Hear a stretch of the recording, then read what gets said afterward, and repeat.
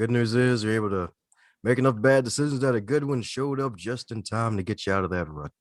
Yeah. And I think, you know what, you say that, you drop that, mic drop comment right there, but I think there's so much wisdom to that. If you keep moving forward and making decisions and just monitoring and you don't give up, you're going to hit upon some good ones. It's just a matter of knowing it and having that reflectivity to be able to say, this is actually working for me. But yeah, it really does require, success is messy. And people see the result of success and they don't see the mess behind it. But everyone has their mess they had to go through.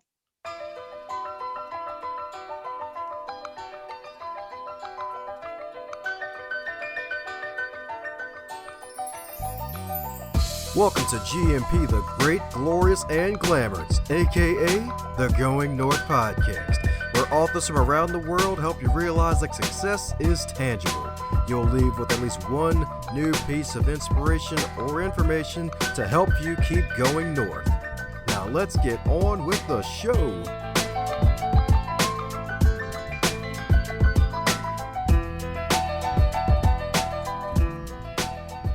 And today on the Highlight Reel Builder for Authors, known as GMP, the Great, Glorious, and Glamorous, it's the Going North Podcast. And we got another super special, awesome human for you today, folks, because this wonderful gentleman right here, not left here, but right here, has prospered by combining ancient mystical practices with modern strategies for living. And he used to be a suicidal person who actually drank alcohol every morning to get through the day. Every morning, my goodness. Like, dude, like that's got to be something to drink alcohol in the morning when you wake up. He dropped out of college, went broke, bankrupt, and even worked on street corners waving a sign around to afford rent and food. But he managed to turn his life around, find love, and now has an incredible life. That's right, folks. You can believe it now, folks. And you want to know what the secret is? It's not a squirrel. It's actually a practice from the spiritual tradition of Taoism. And he's published a best-selling book on this ancient practice called the Standing Meditation. So let's give it up for the one, the only, NR himself, aka Mr. NTG, Nate the Great. Let's give it up for Nate Rifkin. Thank you. So thanks for that intro. I'll try not to burst into tears on your show first thing. It's dramatic, man. That's usually one of the better parts of the show before we usually go around occasional rabbit holes. But hey, it's all good. Tears have actually happened on this show that I've had to edit out because stuff got brought up. And I'm like, wow, I am so glad I don't live stream these. Yeah, but that's cool, though. Yeah, that's good. That's real. It's the real deal, Oh, yeah, that's right. It's the real deal, Holyfield, baby. Mm-hmm. Yes, indeed. Without the ear biting and the knockout punches. No, yeah. he probably didn't see that one coming, yeah. I didn't include that in my training prep. Exactly. It's like, wait, this was not in the darn tape. What's going on? Oh, shoot. No, I woke him up. He's desperate. No, it's just boxing. Your brain will be fine, baby. Get off me. And I remember when I heard about that. I'd never heard of that such a thing before. I was like, oh, geez. do you eat it? I don't know. Yeah, but hey, I think Mike's in a better state of mind, and Vander Holyfield, dude's still in great shape. Apparently, he's seen some of his last stuff from I think it was a few months ago. Yeah, he was still training for the Mike Tyson Vander Holyfield. I'm like, God dang, in his 50s, still looking great. That's what I'm talking about. Yeah, that's super cool. That's right. Put them young men to shame. Be like, yeah, buddy. That's right. I got the sugar daddy swag now. I can knock you out and steal your girl at the same time. Yeah, humble those guys. They need it. So it's part of growing up. That's right, indeed. But hey, speaking of growing up, I'm pretty sure I forgot all sorts of magical things about the natural need himself. So mind filling in any cavities I missed about you?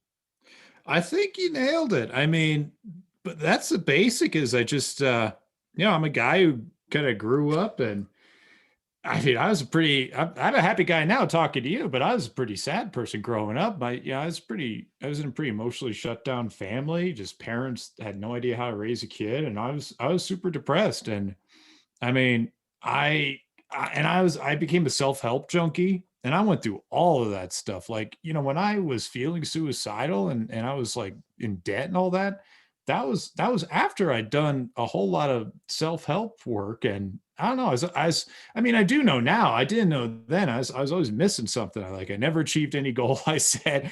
I tried to visualize and my life got worse. So, but yeah, that's kind of where I ended up in my bottomless pit where I was like drinking alcohol every morning and I was I was in a rough spot. So yeah, you nailed it. Yeah, man, and so glad you're able to pull yourself out of that, man. It really kind of sucks because that's kind of like the dark side of self-help if you're not really able to genuinely turn your life around. Because my goodness, because the alcohol addiction, especially in the morning, that started after like really, I guess, becoming a guinea pig and nothing really Yeah. working after a while, right? Yeah, you're right. And there is such a dark side because I was a guy who got into all of it. I was a true believer. And I was a true believer that if I write down a goal and I really believe it's going to work out and I work hard enough, I'm going to achieve it. And I thought that even if I really didn't have some of the, the fundamentals someone needs. Like I set a lot of goals back in the day for like making more money, having a higher income, but I wasn't really studying the fundamentals of like of running a business, of growing our business organically and saving and investing money, just kind of basic fundamental stuff. It's not as sexy, but I was missing it. And I really thought if I imagine what I want, somehow I was going to like attract it to me. But what I didn't know was that when we intensely visualize something, it actually tricks our part of our brain into believing we already are satisfied and that we can kind of rest on our laurels and relax and coast. So once I really tried all this stuff and it started not working, I blame myself. I thought there was something wrong with me, or I was cursed, and I kind of wondered if I'd ever succeed. So it was like it was like frustration on top of frustration. So and there's such a there's such a dark side, and not a lot of people talk about it. Oh yeah, yes indeed, yes indeed, and you're definitely right about that, especially the visualization piece. Because even like myself, sometimes I really have a hard time with that, especially in the beginning when I first heard about it. Because you're right, it tricks your brain into a way where you think you're in a state like, oh, I already got it. Yeah, I faked it till I made it in my mind. It already happened. Woo! I can metaphorically rest, even though nothing happened, and you still have to get your butt back to work. Yeah, exactly. And yeah, and I didn't know any of this because a lot of the self-help industry, they teach the exact opposite. And I even found this was years later, I actually found an actual study. I think it was New York University did a study where they actually assigned like visualization exercises to some, I guess it was either graduate students or undergraduate students. And they'd measure like their motivation and their work ethic. And yeah, their motivation would actually go down. And you might think, well, okay, but what actually happened? It's like it certainly didn't help them achieve the stuff they wanted. So it was like, boom, science, self-help industry. They didn't tell me that.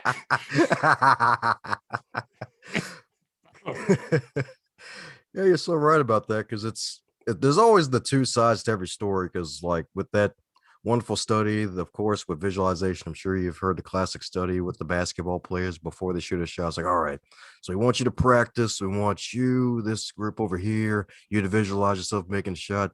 And I think there was a third team that did like nothing, if I'm not Yeah, mistaken. probably. Yeah, that sounds right. Yeah. Yeah, and basically the folks that visualize were able to match the same level of folks who were actually making the shots and actually practicing the shots. So there's always the two sides of the coin. It's like, well, you have to realize, like, hey, even though studies are great and they can prove some things, they can also prove things don't work either, too. Oh yeah. Actually, I'm glad you brought that up because I don't want to completely drag visualization through the mud here. That poor guy. But you know, the thing about it is there are a lot of positive studies, and here's the key. It's all they have to do with physical performance and health. So our ability to visualize actually can have an amazing effect on our physical performance. Like, and it could be basketball, it could be martial arts, or like any kind of athletic endeavor, and our health, which because our health is of course an extension of our body, so people can have tremendous turnarounds in their physical health, like getting rid of like persistent health problems in certain cases, or even in just enhancing their well-being by imagining themselves. So you know, the problem I have with that is when it's kind of like a guru hears about all this and it's just like, oh, okay, well, you know what, if you like give me all your life savings, I'll teach you how to like visualize, you know, attracting your dream home to you. And if it doesn't work, give me the rest of your credit cards, and I'll teach you the advanced dream home attraction. It's just like, wait, there's a little nuance here, buddy. Jeez. Oh yeah. Oh yeah. It's like, oh, it's like, yeah, it's so true. It's like, hey, yeah, you gotta keep those, I guess, those factors in mind. It's like, all right, yeah, physical state of mind too. And it's like, oh wow, not everybody needs the $50,000 coaching program or the 9997 coaching program that's been multiplied and copied multiple times. Like, hey, you just have to really give folks the stuff they need, and sometimes really have to even realize that sometimes you have to customize certain things for certain people and not try to throw a giant blanket over everybody. Like, all right, they are now covered. I've got them covered with the blanket of positivity. It That's right. works. The snuggly blanket. Yeah. Yeah, yeah, absolutely. Like we're all different, and we've all got our not our same, but we've all got our different patterns. We've all got our different ways that we might self sabotage because we all have a different history. So uh, we have to really do a tremendous amount of like self diagnosis and self educating, and and we really have to kind of tinker with what we learn and keep what works for us and throw out what doesn't work for us, and realize that we are our own ultimate guru. So yeah, I mean, in fact, I mean that's something that Jesus spoke of. It's like the light is inside of you. So I definitely think that applies, and applies to all aspects of life. Heck yeah, man. You can see that again. Yeah. And I guess with all this wonderful truth that we're dropping is the fact that it led you to Taoism, man. Is that Yeah. so? How did this all work? Because I'm pretty sure, did you go to like Asia to do some specific training for a few years to learn the meditation that you're doing now since the self help wasn't working? You had to turn your life around.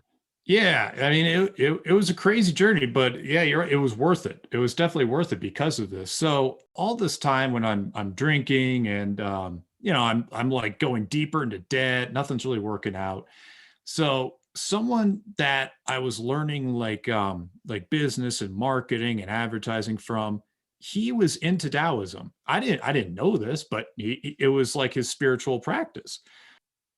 And after a few years, he decided to start talking more openly about it, because he could see that not Taoism, not just the philosophy, but the actual like meditations, the tangible practices that go with it, um, could really benefit a lot of people. So I was one of the people that he started teaching this to, and yeah, he had learned it from China. I was lucky enough I could actually learn it from in the States here, and it was really weird, and it turned out to be weird in a good way. And he'd talk about how it's like, oh yeah, this with these Taoist meditators on the other side of the world, like some of them would meditate in caves or on mountaintops, and he'd become enlightened and have these like heightened sensitivity as a martial artist and abilities. I was like, oh, this is cool. I was like, yeah.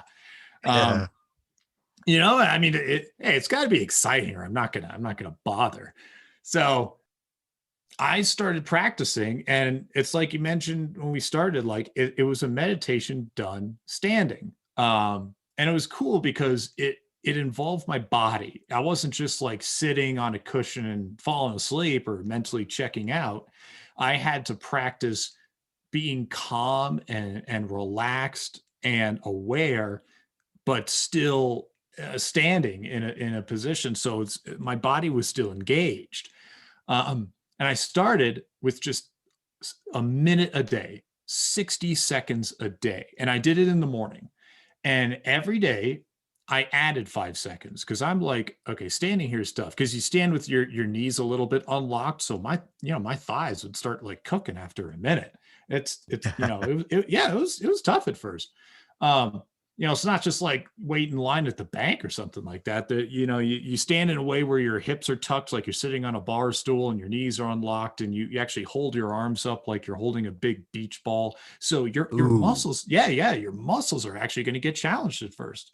Now you get stronger eventually, but I mean, at first I was a crybaby. So I, but I'm like, I'll add 5 seconds a day, because I bet my body can adapt, that fast, and I'm not going to notice the difference. And it's actually true. I kind of accidentally found a really cool way to build a habit. So I would stand like this, and eventually I got to 2 minutes, 3 minutes. I started adding more time, and a weird thing happened.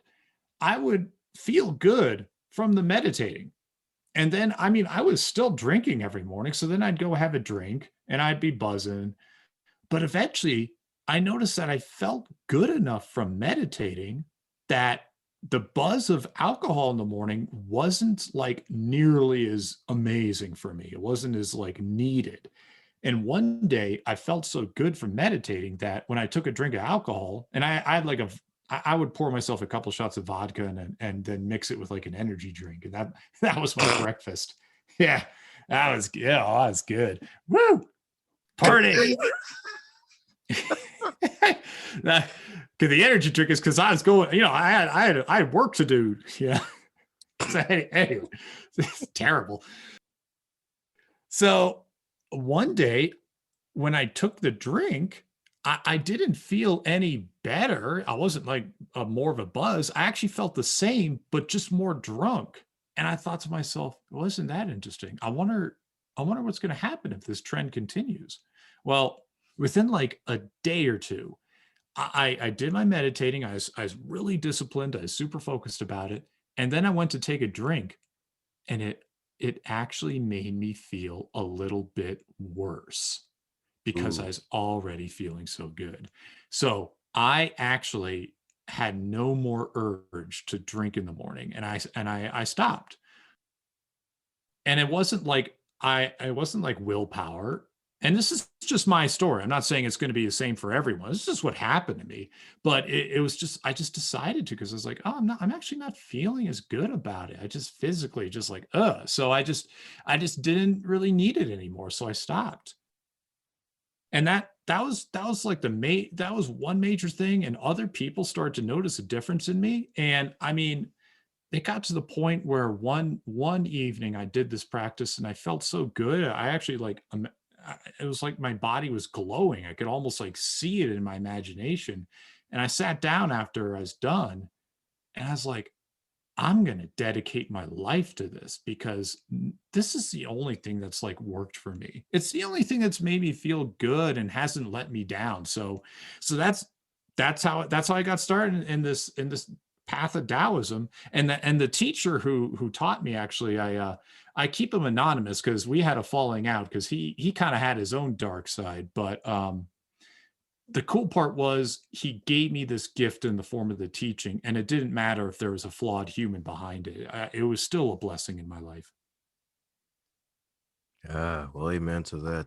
Yeah. Amen to that indeed. Definitely finding that and changing your life for the better, man. And my goodness, like, because I heard the story about you doing that a couple times, and if I'm not mistaken, was it Smirnoff? I think it was like triple distilled or something on top Yes, of that. sir. Yeah, because I'm like, I don't want a hangover. Give me the triple distilled stuff. I don't know what I was thinking, but yeah.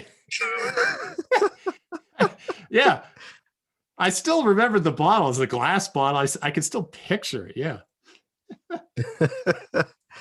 Yeah, because it's like, wow, it's like instead of waking up to a good old cup of Folgers, it's like you wake up to a good old cup of something probably folks would have at nighttime, maybe. Dude, yeah. Absolutely. And it just, it made me feel good on the surface. I got a buzz, but boy, was my decision making pretty poor during those days. It was bad. Well, hey, the good news is you're able to make enough bad decisions that a good one showed up just in time to get you out of that rut.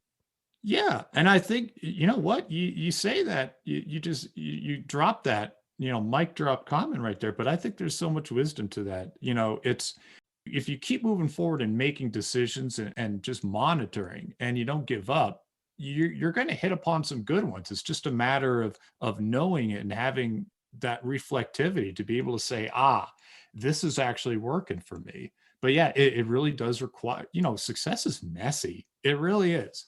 And people see the result of success and they don't see the mess behind it, but everyone has their mess they had to go through. Amen to that. Amen to that. Heck, even reminds me of actually going through a book, Tim Grover's newest book, Winning, and it even mentions something along those lines, similar, like like winning, like it's unrelenting and unforgiving, and it's definitely messy. Like it's all right, man. Success is messy. Like there, like the sleepless nights, the times you're working so extremely hard, and heck, in your case, the vodka with the energy drinks in the freaking morning. Like, dude, like it Yeah. doing all of that stuff, tripping through all the pitfalls and trap holes and climbing out of them, and heck, even going through a metaphorical tough mudder marathon to finally get to the prize of success, where it's like, oh yeah, hey, we see you now, buddy. Man, like how the heck you get here, man? It's like you overnight success happened like overnight, like 2 nights, man. What happened, man? It's like, no, it's just happened over many nights, not two Oh yeah. or one. Yeah. Yeah, yeah. Every overnight success, after the 25 years, that kind of deal.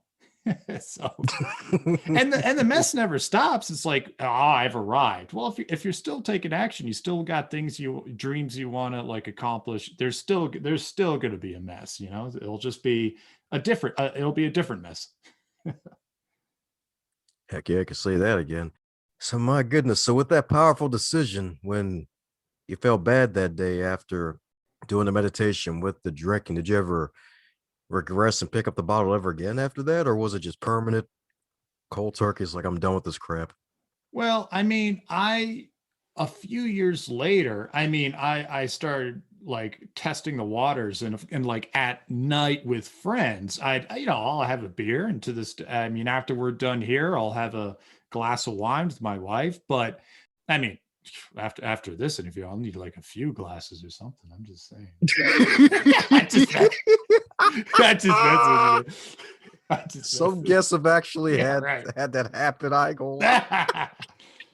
It's all your fault, man. No, but I mean, it's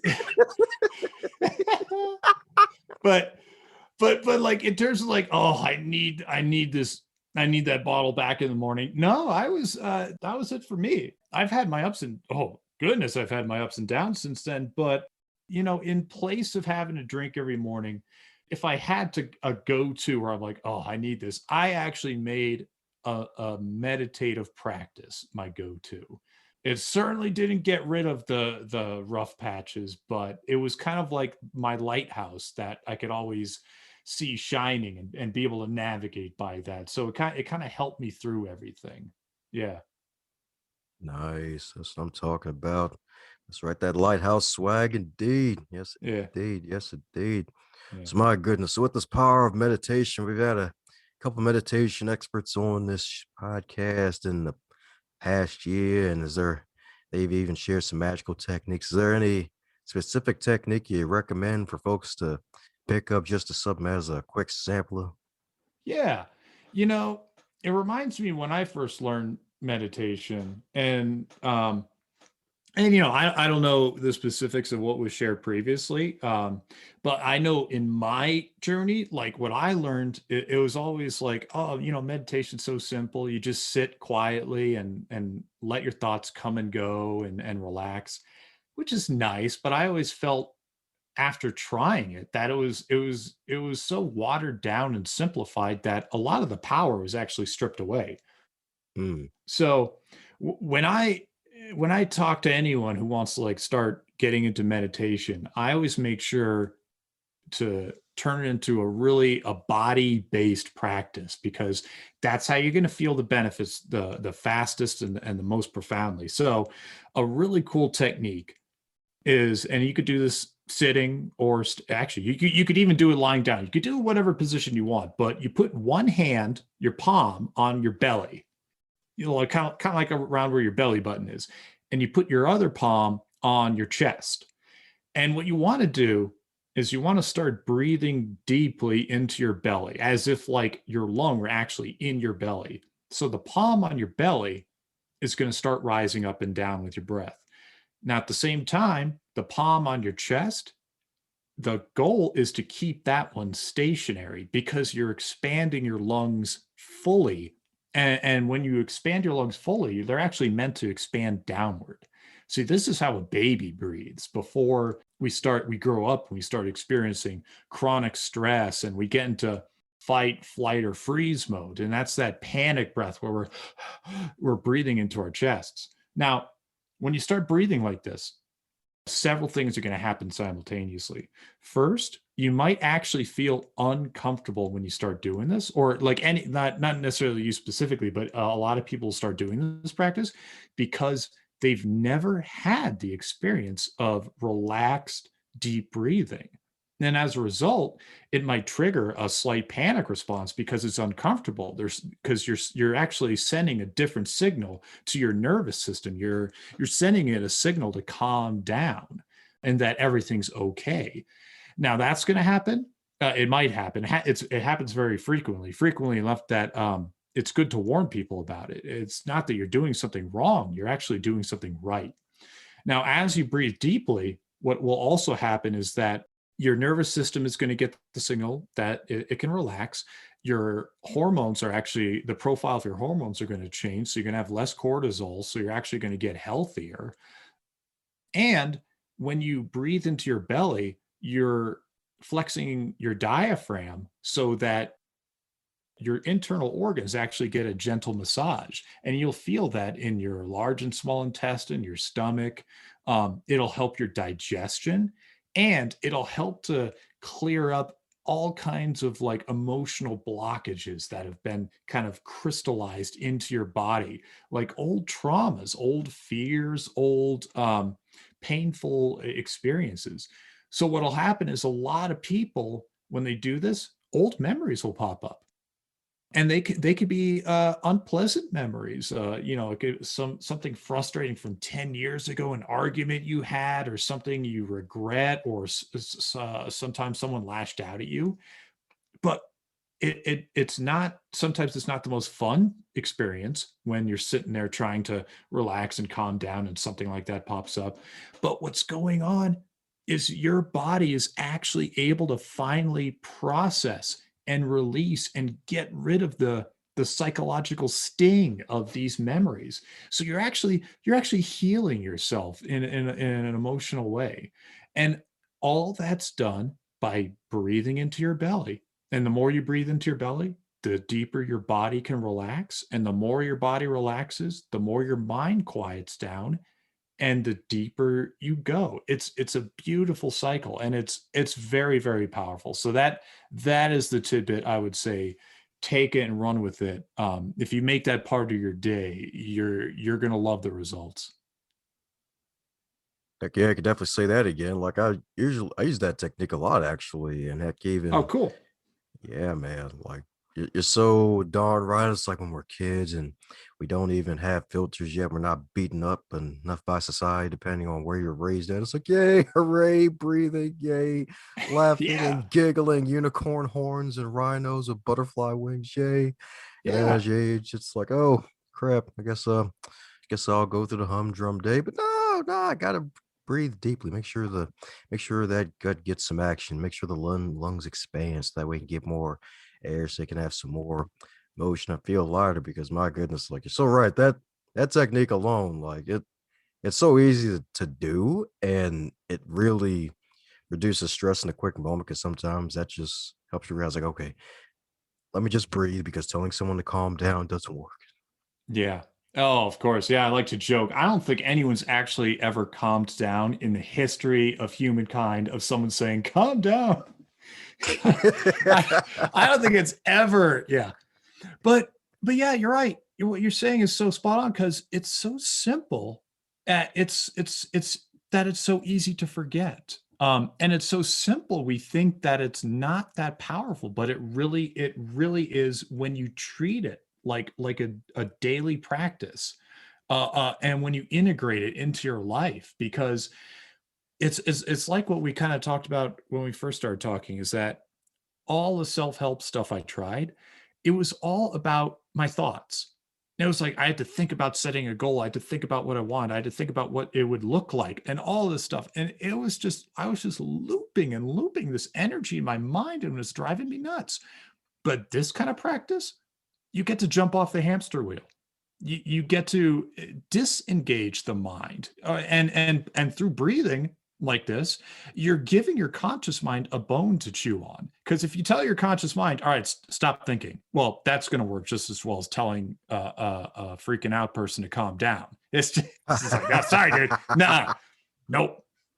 Yeah, I mean, your mind's a hammer. Its job is, a hammer's job is to nail things. Your mind's job is to think.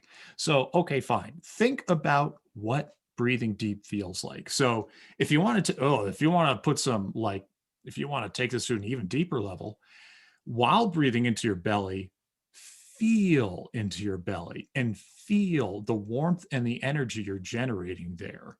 Because now you're giving your mind an even more powerful focus. Because when you start feeling into that, you're going to start generating that kind of energy. So that's a way where, by giving your mind something to focus on, all of a sudden, once you start practicing this, you'll get to that quiet state where you're actually not thinking. It's such a cool paradox. It's like I wasn't even trying to do it, but that's how you slip into that state. And it's such a badass feeling state. It's just awesome.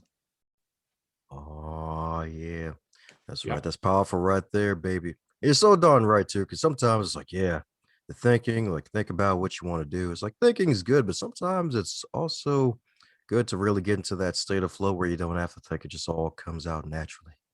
Yeah, and that's what, it's kind of like Taoism has that symbol. Everyone's seeing it's the yin yang symbol, where you got the swirling, white and black with the black dot and the white dot in them. It's like thinking is great, and you have to have non-thinking too. You have to have both, and they both support each other. So yeah, yeah, absolutely. Oh yeah, that's right. That yin yang goodness. Mhm. Yes, indeed. Yes, indeed. So, since this is far from your first rodeo, is there a question that you wish you be asked more often when you're on the guest side of the game on these podcasts? I've really actually been thrilled with the questions that I've been asked, because back when I was in a rough spot, like 10 a decade, no, actually, no, gosh, it's like 15 years ago at this point, 14, 15 years ago. The only things that really helped me climb out were inspiring stories and really battle tested techniques that actually helped the person who went through the stuff. And you've been kind enough to ask me about my story and ask me for what tips I can provide. So those are the questions I like to be asked. I mean, honestly, if there were another question, it'd be like, Nate, what other crazy ass story can you share today? Well, go for it. You probably got five of them cooking in your brain, figuring out which one to give.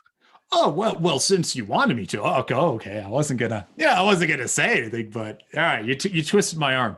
You twisted my arm. So actually, this is really cool, because it goes to show like how success is so messy. So once I started like feeling good from doing all this meditating, on the surface level, my life actually got worse.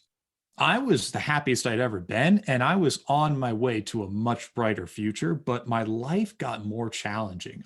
I had a business partnership dissolve, and I had, my income went so far down. I got so deep into debt that I realized I had to get a job. And I actually ended up getting a job spinning a sign on a street corner. And I consciously chose to get a job like that because I wanted to be able to cover my rent and food and make a living easily, and at the same time go home and still be able to like engage my mind and be able to think about how I can like put my business life back together and maybe pursue a new career. So I would literally every day, the shift started at 10 a.m. and it went to like 6 p.m. I'd put on a costume, I'd grab a sign, and I'd stand out in the street corner, and I'd wave it around, and I'd get to listen to audiobooks. So, I mean, I'd be stuck in situations where I'd be standing out there and it'd be like brutally hot or something. And I'd be, some car would drive by and someone would scream and like flip me off or something. One time, I think someone drove by and they screamed at the top of their lungs, like, take your clothes off. So that was kind of cool, but no, usually it was not a compliment, implied compliment like that. But yeah, yeah. So I was going through that, and I went bankrupt. The debt, like minimum debt payments I had to pay were higher than what I could afford because that job started like $10 an hour or something like, or it was $10.25. So I went bankrupt. And I mean, I literally straight up, I was living in Denver.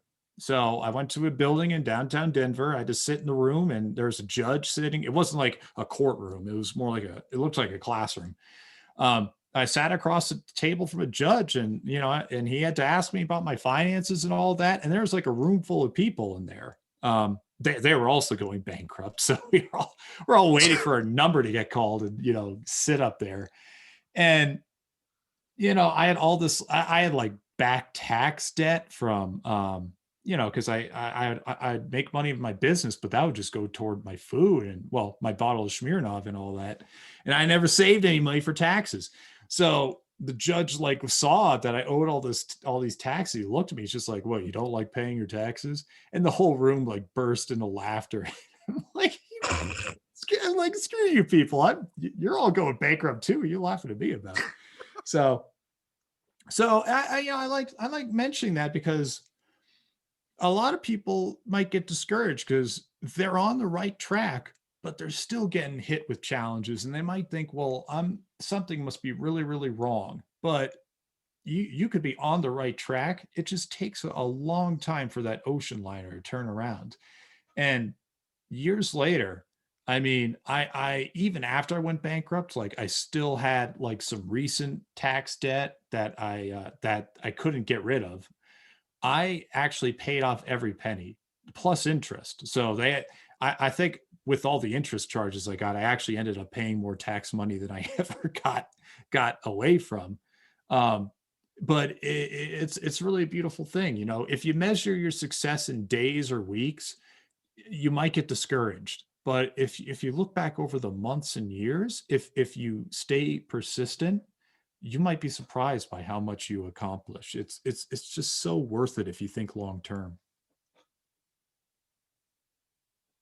Yes, indeed. Yes, indeed. You can say that again. Indeed. That's right. My man's been dropping hot fire for the past freaking 40 plus minutes, baby. I'm telling you. Woo. That's right. Yes, indeed. That's right. Told you my man's Nate the Great. Telling you.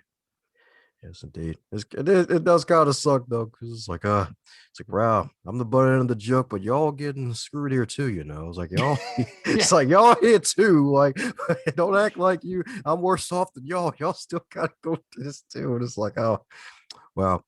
I guess folks gotta find. And it's not like I kept my mouth shut because I mean you got this judge staring you down and he could choose your financial future at the flick of his pen. So it's just like I just kind of sat there and just took it all in. Thank you, sir. May I have another? And and that was it was humbling for me, But that as a guy in his mid-20s, I needed to be humbled, Ah, yes, indeed. Yes, indeed.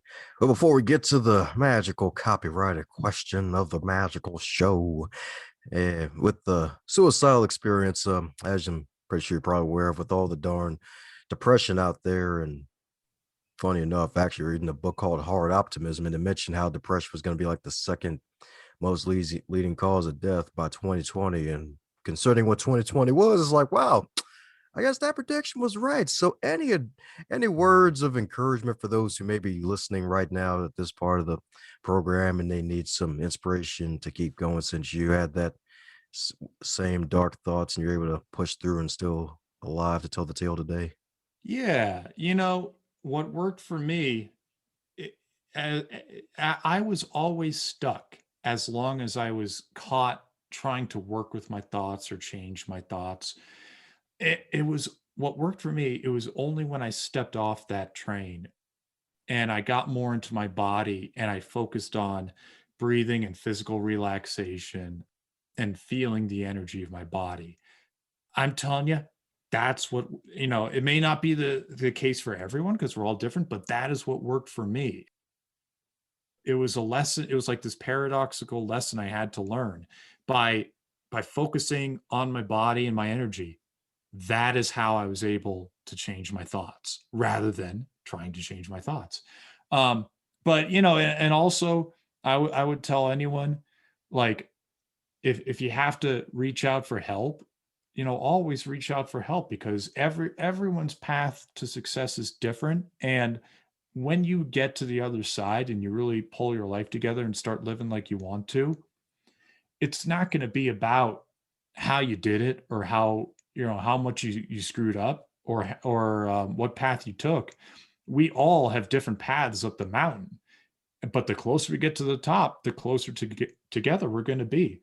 So, I know how it's how hard it is, and I know that sometimes someone else's words can still not quite reach someone, but that's why I always say, like, it really is within you to be able to change, but it has to start with your energy and how you relate to your body with your breathing, just the most basic stuff.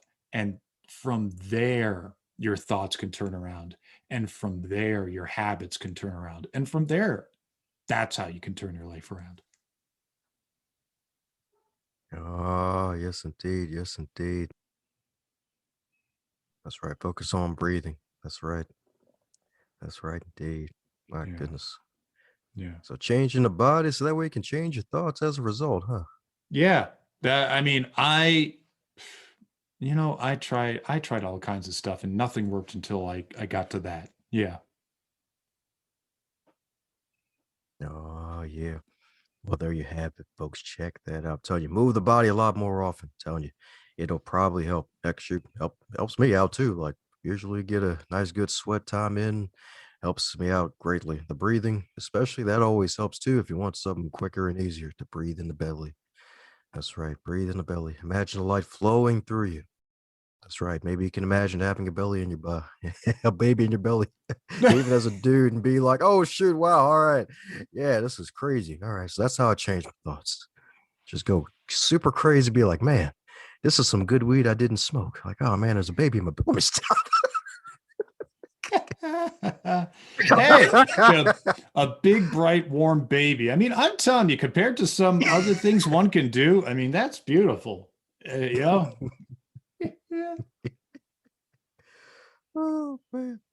But yes, indeed. So we're coming down to the magical question that every guest gets to receive. And that is if you're to wake up tomorrow and you're 25 again, but this time in the current year of 2021, with all of your knowledge and experience, what advice would you give to yourself? Well, you set me up with an easy one. This is like playing t-ball, man, because it's really what we just talked about. Because I really, it would be wonderful. I could grab myself, by the lapels as a 25-year-old, be like, look, it ain't about your thoughts. It's not about writing down a list of what you want. Start with today. Are you breathing correctly? Are you physically relaxed? Are you coming from a centered place? Okay, now what disciplines can you build into your life today? What disciplines can you implement every day? Because it wasn't about breathing deeply and doing a meditation that challenged my body once that helped me. It wasn't dabbling in it, it was making it the beginning of my day. It was like putting a stake in the ground and saying, nothing's going to pass until I do this, and maintaining that. And from there, from that space, that's the only way I was able to be effective in the rest of my life. And then all the other stuff that I tried actually had a chance of working, and nothing else, nothing had any chance of working until I got my inner life on the right track. And by starting with my body, which then had a ripple effect on my thoughts. So if I could grab myself as a 25-year-old, I would shout that until I was blue in the face. And let's face it, though, at 25, I probably wouldn't have listened, but who knows? Who knows? That's what I would say, Tom. It's like out of nowhere, just waking up, walking to your job, and you see this random portal open up and out of nowhere. Sees you charging at him. Get over here! I'm you from the future. Get over here, damn it!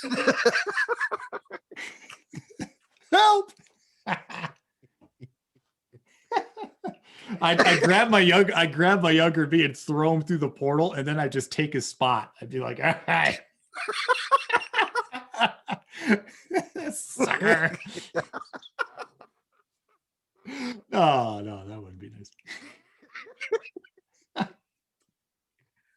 Well, the good news is at least you'll be pandemic ready from that perspective. It's like, yeah, it's me now. I'm 25 again. I know. For the next, decade or so, people will think I'm crazy, but then boom, what's up? It's like, I heard that Nate has all the toilet paper and the masks and the prosperity. And he realized he had to move out to a certain part of the world where social distancing was already happening before it was even a term. I'm telling you, yeah. You'd never seen a mountain of toilet paper like the one I'd collect.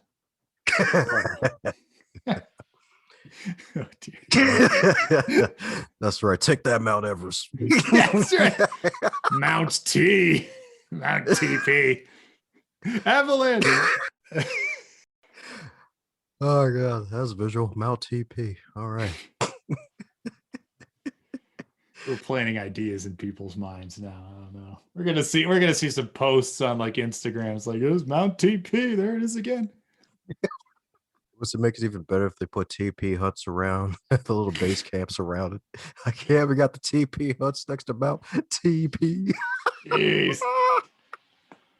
Oh my. Oh man. Well, before I start talking about penguins, for those who want to keep in contact with the natural Nate himself, what's the best way for folks to do so? I got a book. I spent 3 years writing it. And, speaking of telling my 25-year-old what's what, if I could hand that book over to him, that's kind of why I wrote it. So not just for 25-year-olds, but it's what I wish I learned a decade ago. So if anyone resonates with what I had to share today, that's the best thing to jump on. And it's called The Standing Meditation. And you can check it out at thestandingmeditation.com. And actually right now that just goes straight to its page on Amazon, because it's on Amazon right now. And that's the best way to, if anyone wants to dive into my wacky world, that is the best place to start. Woohoo! Well, there you have it, folks. Go out there, buy 50 copies of his magical book, The Standing Meditation. Meditate while you stand, so that way you don't fall asleep. And if you fall asleep while standing up, you have a sacred talent that you need to somehow monetize, folks. I'm telling you. Oh, That's yeah. right. Yeah. Yes, indeed. That's right. Yes, sir, indeed. Well, this has been fun on the freaking bun. Yes, indeed. Yeah. That's right. All over the hot dog and hamburger buns. Fun on all the buns, indeed. It's like a pun on the bun. That's right. It's bunerific. Yes, punerific. Oh Yeah. man. All right. That is going in the lexicon now. Yes, I did it. Yeah. Bucket list. All right. Yeah, that's right. Colleagues, beware. The pun snatcher is coming for you at full force with new material. It's gonna be honorific.